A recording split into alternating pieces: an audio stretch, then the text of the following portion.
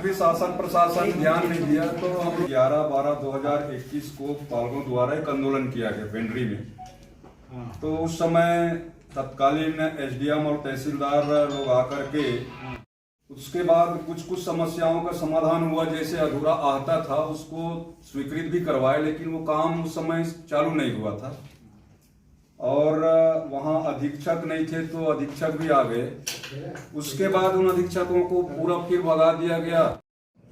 उसके बाद हमने माननीय जिलाधीश और सीएम साहब और एसी साहब इन सबको चिट्ठी लगाया बारी बारी से कि वहाँ की समस्याओं को सुधार किया जाए, और वो समस्या सुधरने की बजाय और बढ़ते जा रही है। वहाँ सामाजिक लोगों का भी प्रवेश हुआ, उस विषय की भी जानकारी हमने जिलाधीश को दिया, एसपी साहब को भी दिया कि बच्चियां हैं, गार्ड नहीं होने पाने की वजह से बच्चे असुरक्षित महसूस करते हैं। 2 दिसंबर 2022 को पदस्थ हुआ और मात्रा जी, और अधीक्षिका के रूप में है जयश्री कुंजाम जी। कोई ध्यान नहीं दिए और उल्टा अभी 2020-2021 की जानकारी चाहते चाहते वर्तमान 2 दिसंबर को ज्वाइनिंग प्राचार्य को निलंबन कर दिए, फिर अब वह संस्था प्राचार्यहीन हो गया।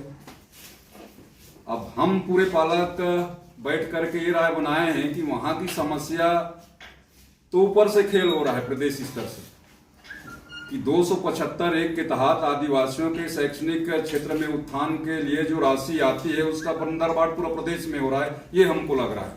में न आए हुए 2020 और 21 की जानकारी उनसे चाह रहे हैं, अब बेचारा क्या करेगा। और अभी आया हुआ है उसको सस्पेंड कर दिए। अब सस्पेंड हो जाने के बाद हमारा स्कूल फिर प्राचार्यहीन हो गया। तो हम सब पालकों ने राय बनाया है कि आगामी 29 तारीख दिन रविवार को पूरे पालक आ करके अपने अपने बच्चों को घर ले जाएंगे और संस्था को सरकार जाने या तो कर्मचारियों को पढ़ाए या अपन आकर के खुद पढ़े। हमारे बच्चे यहाँ नहीं पढ़ेंगे जब तक कि यहाँ की समस्याओं का समाधान नहीं होता। और जो निर्दोष व्यक्ति को निलंबन पे कार्रवाई किया गया है उसकी गहन जांच होनी चाहिए, और जांच होने के बाद जो वास्तविक दोषी है, चाहे प्रदेश का अधिकारी हो या जिला का अधिकारी हो, उन पे कार्रवाई होनी चाहिए। वो गलत जानकारी देने की वजह बता रहे हैं। संस्था रिकॉर्ड है उसकी जानकारी वो दिए होंगे, या तो प्रदेश का आयुक्त दोषी है या जिला का आयुक्त दोषी है। यदि प्रदेश का आयुक्त दोषी नहीं है तो जिला के आयुक्त को, जिनके अंडर में आर्थिक लेन देन का अधिकार है, और प्राचार्य पे कार्रवाई कर रहे हैं। अब उनको तो आए हुए 2 महीना नहीं हुआ है। जब सप्लाई हुआ तब प्राचार्य कौन था? और जब सप्लाई हुआ तब प्राचार्य जाने के बाद चंद्रवंशी सर आए, सीएल चंद्रवंशी सर, और सीएल चंद्रवंशी को तत्काल फिर हटा दिए। फिर रॉबिन्सन मैडम आए, और रॉबिन्सन मैडम के हटने के बाद लेखराम मात्रा जी आए। ये 1 साल भी नहीं हुआ है और 4 प्राचार्य आ गए। तो ये हम लोग भी कंफ्यूज हैं कि खरीदी किस समय में हुआ, उसका जवाब तो अधिकारी ही दे पाएंगे। और उनसे असुरक्षा को लेकर के हम पालक होने के नाते डर है, और जो असुविधा है कि शासन स्तर से जो सुविधा मिलनी चाहिए वो पर्याप्त सुविधा नहीं मिल पाने की वजह से भी हम लोगों को प्रेस वार्ता रखना पड़ रहा है। मकसद ये है कि हम लोगों का समय समय पे पालक जो समिति है पालकों का और संस्था के प्रमुखों का वहां की विषय को लेकर के बैठक होते रहती है।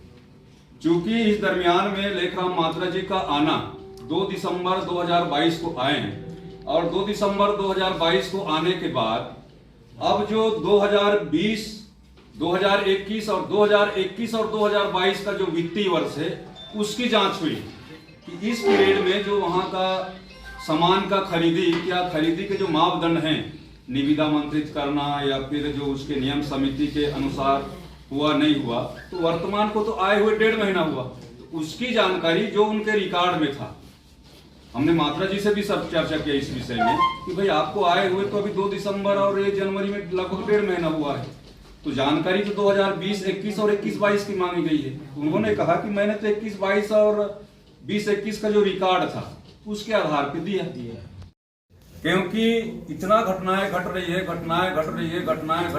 घटना मतलब 15 दिन प्रचार रहता है, फिर उसको या तो हटा देते हैं या निलंबन हो जाता है, फिर दूसरा आते हैं, फिर हटता है या तो निलंबन हो जाता है। और इस दरमियान हमारे जो बच्चों के साथ वहां हैं, अभी लड़कियां लगभग 209 लड़कियां हैं, और 209 लड़के हैं।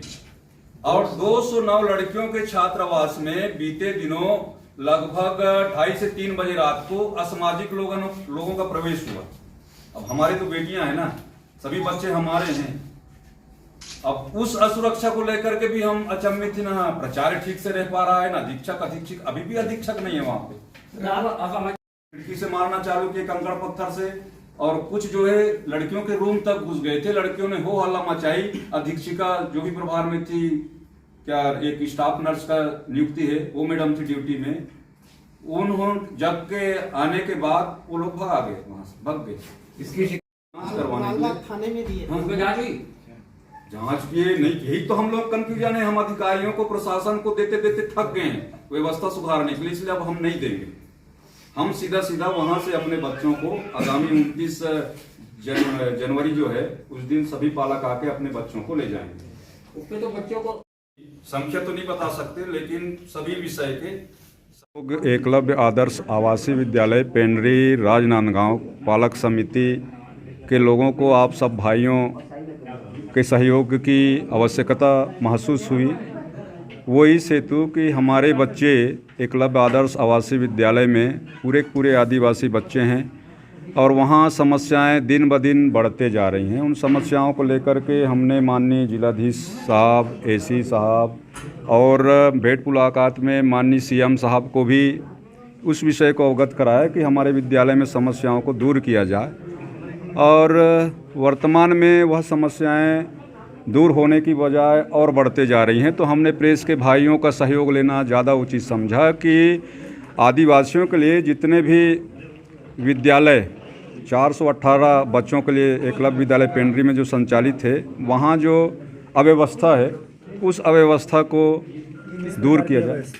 वहाँ स्वास्थ्य पे भी, शिक्षा पे भी, भोजन पे भी और आपके कर्मचारियों की कमी पे भी और सुरक्षा पर भी, इन सभी विषयों में वहाँ समस्याएं हैं। सुरक्षा बोले तो वहाँ बाउंड्री नहीं है, गार्ड भी पर्याप्त मात्रा में नहीं है। स्वास्थ्य को लेकर के बोलें तो पेंड्री यहाँ से लगभग 7 किलोमीटर है और वहाँ बच्चों का तबीयत ख़राब हो तो वहाँ के बच्चों को अस्पताल लाना पड़ता है, उसमें सुविधा नहीं है ले जाने लाने के लिए। और पढ़ाई में यदि बोलें तो पर्याप्त मात्रा में जो शैक्षणिक डॉक्यूमेंट्स हैं या शैक्षणिक दस्तावेज हैं, पुस्तक, कापी, पेन, वो पर्याप्त मात्रा में नहीं मिल पाता और इसमें भी समस्या है। और दूसरी समस्या कि हमारे बच्चे वहाँ पूर्णतः असुरक्षित हैं। असुरक्षित इसलिए हैं कि वहाँ सही ढंग से प्रचार नहीं रह पाता। कोई भी आता है तो 15 महीना दिन में या तो सस्पेंड होकर चला जाता है या उनको हटाया जाता है। और इस वजह से बीच में कुछ असामाजिक तत्वों का भी प्रवेश हुआ था। इस विषय को भी हमने माननीय एसपी साहब और थाना लालबाग में जांच के लिए और जांच कर कार्रवाई करने के लिए चिट्ठी लगाया था। इन सब विषयों को किसी ने भी ध्यान नहीं दिया, इसलिए हम समस्याएं कम नहीं हो रही है। तो अगला कदम क्या होगा आपका? हम लोगों का अगला कदम है कि हम सीधा प्रेस के माध्यम से शासन प्रशासन या सब लोगों को अवगत कराना चाहते हैं कि 29 जनवरी जो आगामी संडे का दिन है, उस दिन हमारे सभी पालक आएंगे और अपने अपने बच्चों को घर ले जाएंगे, क्योंकि ऐसे असुरक्षा के माहौल में हम अपने बच्चों को वहाँ नहीं रखना चाहते। कलेक्टर से आपने शिकायत की तो क्या कहा था कलेक्टर? कलेक्टर महोदय जी को वहाँ की इन्हीं सब विषयों को लेकर के नवंबर महीना में हम लोग शिकायत किए तो कलेक्टर साहब का कहना है कि समस्या कहते ही हल नहीं होता, मेरे पास कोई जादू की छड़ी नहीं है, जाओ एसी साहब से मिलो, ऐसा गुड़की देते हुए बोले। तो हम लोग एसी साहब के पास गए और एसी साहब के साथ बैठ कर के वहाँ की समस्या को समाधान करने के लिए पहल किए। तब कहीं लेखराम मात्रा प्राचार्य बन कर के आए थे और उनके आए हुए लगभग अभी 1.5 महीना हुआ है और 1.5 महीना में उसको भी निलंबन कर दिए। और निलंबन का कारण बता रहे हैं कि 2020 से 21 और 2021-22 के बीच जो खरीदी में अनियमितता हुई है और उस अनियमितता में विधानसभा में जो जानकारी प्रस्तुत की गई है वो गलत ढंग से जानकारी प्रस्तुत करने की वजह से उनको निलंबन किया गया। शुभ नाम पद? जी, मेरा शुभ नाम रमेश श्रीरामे जी, पालक संघ अध्यक्ष। लेकिन गलत जो है वो सामने नहीं आ रहा है, आप लोग उसका विरोध कर रहे हैं, उस चीज का हम नहीं करेंगे या तो फिर